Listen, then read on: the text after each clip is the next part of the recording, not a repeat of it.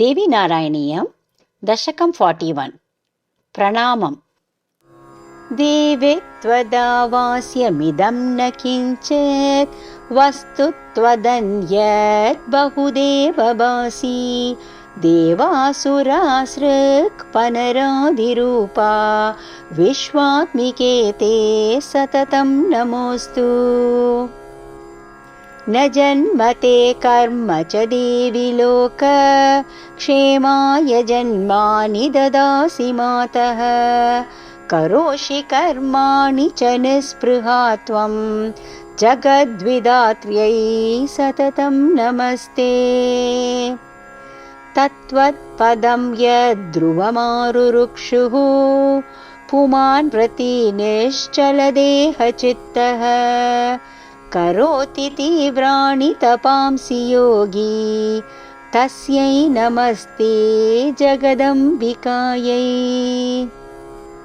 त्वदाज्ञया वात्यनिलो नलश्च ज्वलत्युदेति द्युमणिः शशी च निजैर्निजैकर्मभिरेव सर्वे त्वां पूजयन्ते वरदे नमस्ते।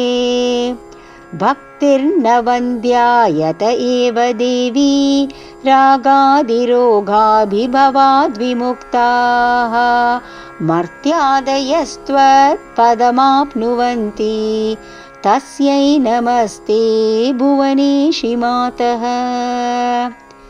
सर्वात्मनायो भजते त्वदङ्घ्री माया तवामुष्य सुखं ददाति दुःखं च सा त्वद्विमुखस्य देवी मयादिनाथे सततं नमस्ते। दुःखं न सुखं सुखं च त्वद्विस्मृतिर्दुःखमसह्यभारम् सुखं सदा त्वत्स्मरणं महेशी लोकायशं देहि नमो नमस्ते। पतन्तु ते देवि कृपाकटाक्षाः सर्वत्र भद्राणि भवन्तु नित्यं सर्वोऽपि मृत्योरमृतत्वमेतु नश्यन्त्वभद्राणि शिवे नमस्ते।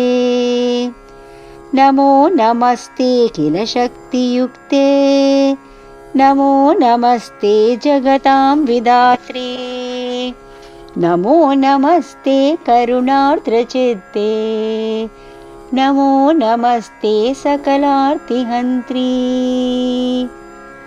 दुर्गे महालक्ष्मी नमो नमस्ते भद्रे महावाणी नमो नमस्ते कल्याणि मातङ्गी रमे भवानी सर्वस्वरूपे सततं नमस्ते।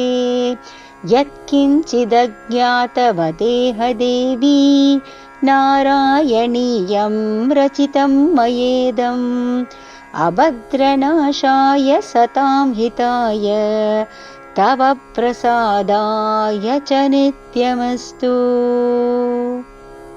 श्रीमात्रे नमः।